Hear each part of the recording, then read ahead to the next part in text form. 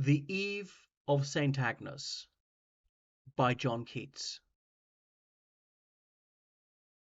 St. Agnes' Eve, bitter chill it was.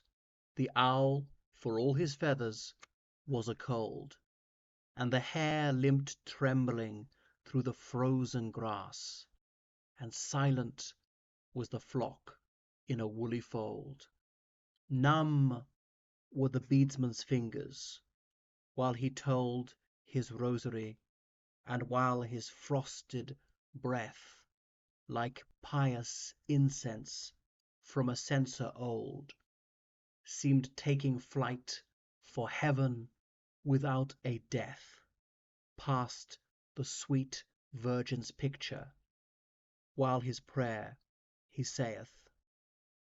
His prayer he saith, this patient, holy man, then takes his lamp, and riseth from his knees, and back returneth, meagre, barefoot, wan, along the chapel aisle by slow degrees. The sculpture dead on each side seemed to freeze, imprisoned in black purgatorial rails. Knights, ladies, praying in dumb oratories, he passeth by, and his weak spirit fails to think how they may ache in icy hoods and mails. Northward he turneth through a little door, and scarce 3 steps ere music's golden tongue flattered to his ears this aged man and poor. But no, already has his death bell rung, the joys of all his life were said and sung. His was harsh penance on St. Agnes' Eve. Another way he went, and soon among the rough ashes sat he for his soul's reprieve, and all night kept awake for sinners' sake to grieve. The ancient beadsman heard the prelude soft, and so it chanced, for many a door was wide, from hurry to and fro, soon up aloft the silver, snarling trumpets 'gan to chide. The level chambers, ready with their pride, get hence, here's dwarfish Hildebrand. He had a fever late, and in the fit he cursed thee and thine, both house and land. And then there's that old Lord Morris, not a whit more tame for his grey hairs. Alas me, flit like a ghost away. Ah, gossip dear, we're safe enough, here in this armchair sit.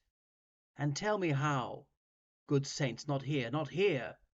Follow me, child, or else these stones will be thy bier. He followed through a lowly arched way, brushing the cobwebs with his lofty plume, and as she muttered, "Well a day," he found him in a little moonlight room, pale, latticed, chill, and silent as a tomb. "Now tell me, where is Madeline?" said he. "Oh, tell me, Angela, by the holy loom, which none but secret sisterhood may see, where they St. Agnes' wool are weaving piously." St. Agnes, it is St. Agnes' Eve. Yet men will murder upon holy days. Thou must hold water in a witch's sieve, and be liege lord of all the elves and fays. To venture so, it fills me with amaze. To see thee, Porphyro, St. Agnes' Eve. God's help, my fair lady, the conjurer plays. This very night good angels her deceive. But let me laugh awhile, I've mickle time to grieve. Feebly she laugheth in the languid moon, like Porphyro upon her face doth look, like puzzled urchin on an aged crone, who keepeth closed on a wondrous riddle book, as speckled she sits in chimney nook. And soon his eyes grew brilliant when she told his lady's purpose, and he scarce could brook tears at the thought of those enchantments cold, and Madeline asleep in lap of legends old. Sudden the thought came like a full-blown rose, flushing his brow, and in his pained heart made purple riot. Then doth he propose a stratagem that makes the beldame start. A cruel man, and impious thou art. Sweet lady, let her pray and sleep and dream, alone with her good angels far apart from wicked men like thee. Go, go, I deem thou canst not surely be the same that thou didst seem. I will not harm her, by all saints I swear, quoth Porphyro. O may I ne'er find grace, when my weak voice shall whisper its last prayer.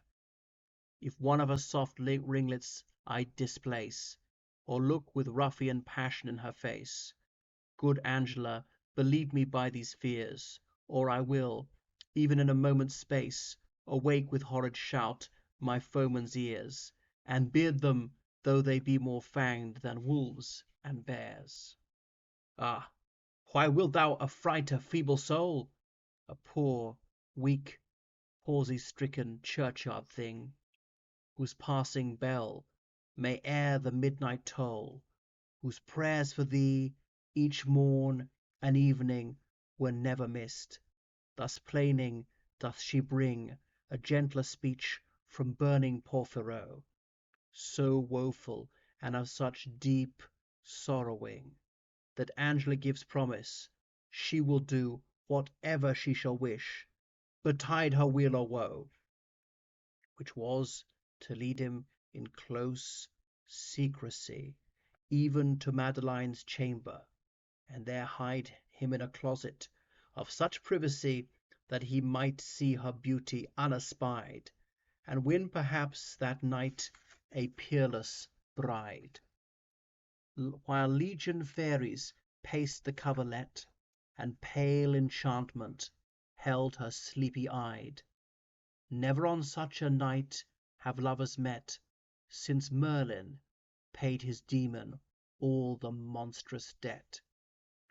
It shall be as thou wishest, said the dame. All cates and dainties shall be stored there. Quickly, on this feast night, by the tambour frame, her own lute thou wilt see, no time to spare. For I am slow and feeble, and scarce dare on such a catering trust my dizzy head. Wait here, my child, with patience, kneel in prayer, the while, thou must needs the lady wed, or may I never leave my grave among the dead. So saying, she hobbled off with busy fear. The lover's endless minutes slowly passed.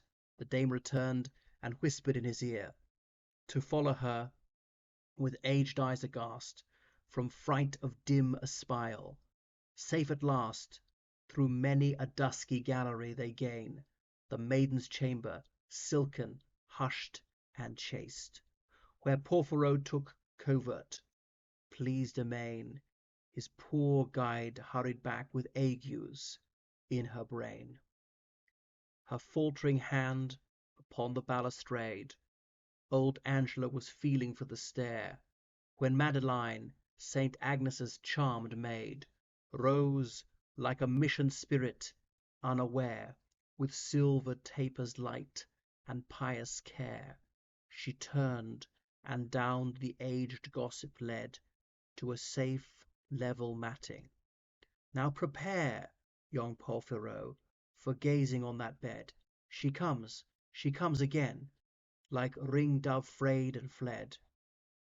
Out went the taper as she hurried in. Its little smoke in pallid moonshine died. She closed the door. She panted, all akin to spirits of the air and visions wide, no uttered syllable or woe betide, but to her heart was voluble, paining with eloquence her balmy side, as though a tongueless nightingale should swell her throat in vain, and die heart stifled in her dell. A casement high and tripled arch there was, all garlanded with carven imageries of fruits and flowers and bunches of knot grass, and diamond with panes of quaint device, innumerable of stains and splendid dyes, as are the tiger moth's deep damasked wings. And in the midst, 'mong thousand heraldries and twilight saints, the dim emblazonings, a shielded scutcheon blushed with the blood of kings and queens. Full on this casement shone the wintry moon, and threw his warm gules on Madeline's fair breast, as down she knelt for heaven's grace and boon.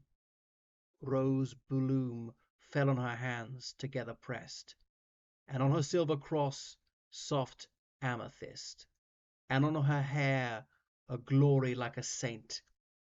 She seemed a splendid angel newly dressed, save wings for heaven.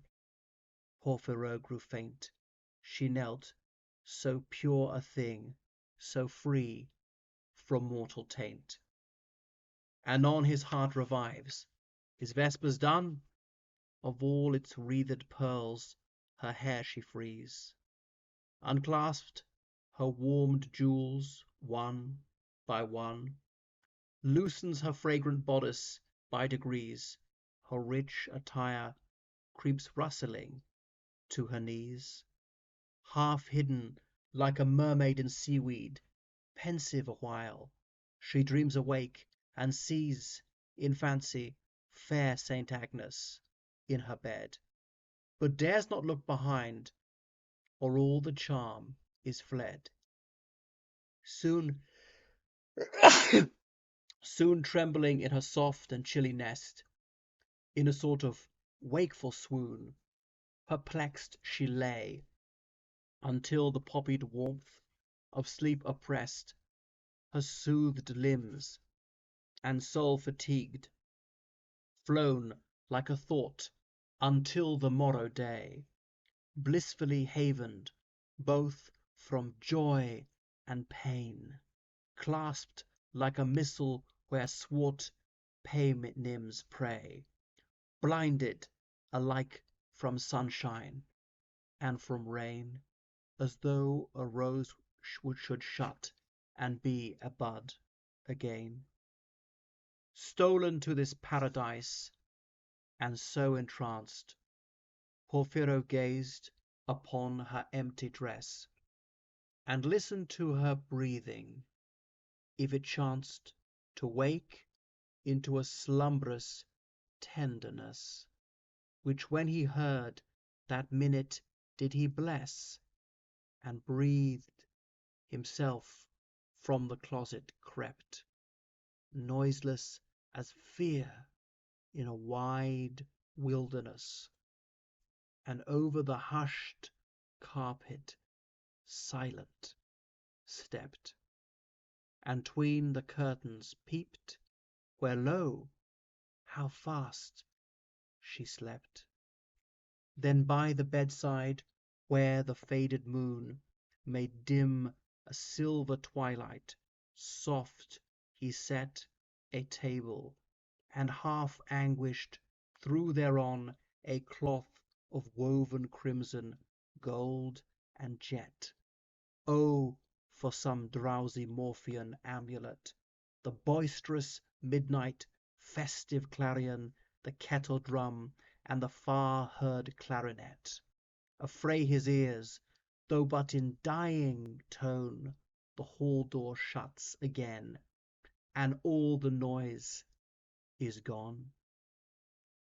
And still she slept an azure-lidded sleep, in blanched linen, smooth and lavendered, while he from forth the closet brought a heap of candied apple, quince, and plum, and gourd, with jellies soother than the creamy curd, and lucent syrups tinct with cinnamon, manna, and dates in argosy transferred from Fez, and spiced dainties, every one from silken Samarcand to cedared Lebanon.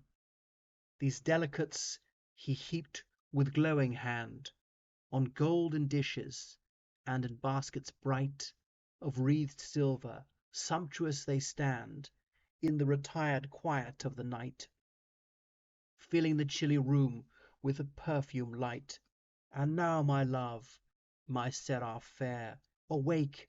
Thou art my heaven, and I thine eremite. Open thy eyes for meek Saint Agnes' sake, or I shall drowse beside thee, so my soul doth ache. Thus whispering, his warm, unnerved arm sank in her pillow, shaded as was her dream by the dusk curtains. 'Twas a midnight charm, impossible to melt as iced stream. The lustrous salvers in the moonlight gleam. Broad golden fringe upon the carpet lies. It seemed he never, never could redeem from such a steadfast spell his lady's eyes. So mused awhile, entoiled in woofed fantasies. Awakening up, he took her hollow lute, tumultuous, and in chords the tenderest be, he played an ancient ditty, long since mute, in Provence called La Belle Dame sans Merci. Close to her ear, touching the melody, wherewith disturbed, she uttered a soft moan. He ceased, she panted quick, and suddenly her blue afraid eyes wide open shone. Upon his knees he sank, pale as smooth sculptured stone. Her eyes were open, but she still beheld, now wide awake, the vision of her sleep.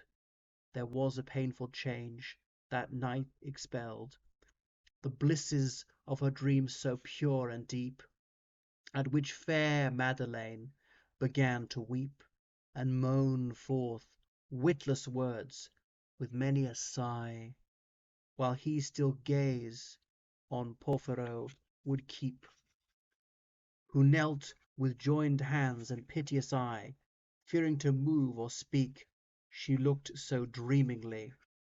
Ah, Porphyro, she said, but even now thy voice was at sweet tremble in mine ear, made tuneable with every sweetest vow, and those sad eyes were spiritual and clear. How changed thou art, how pallid, chill, and drear. Give me that voice again, my Porphyro, whose looks immortal, those complainings dear. Oh, leave me not in this eternal woe, for if thou diest, my love, I know not where to go. Beyond a mortal man impassioned far, at these voluptuous accents he arose, ethereal, flushed, and like a throbbing star, seen mid the sapphire heaven's deep repose. Into her dream he melted as the rose blendeth its odour with the violet. Solution sweet, meantime the frost wind blows, like love's alarum pattering the sharp sleet against the window panes. Saint Agnes's moon hath set, 'tis dark, quick pattereth the floor-blown sleet. This is no dream, my bride, my Madeline. 'Tis dark, the iced gusts still rave and beat. No dream, alas, alas, and woe is mine. Porphyro will leave me here to fade and pine. Cruel! What traitor could thee hither bring? I curse not, for my heart is lost in thine.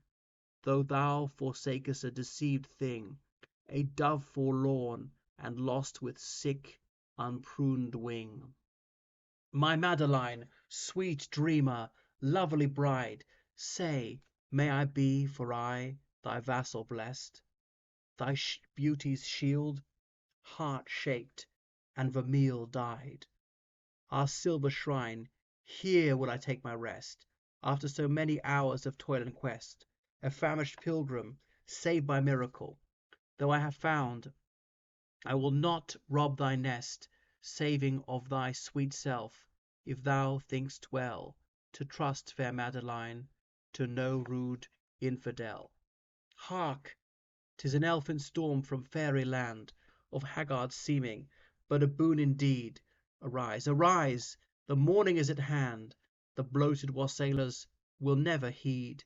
Let us away, my love, with happy speed.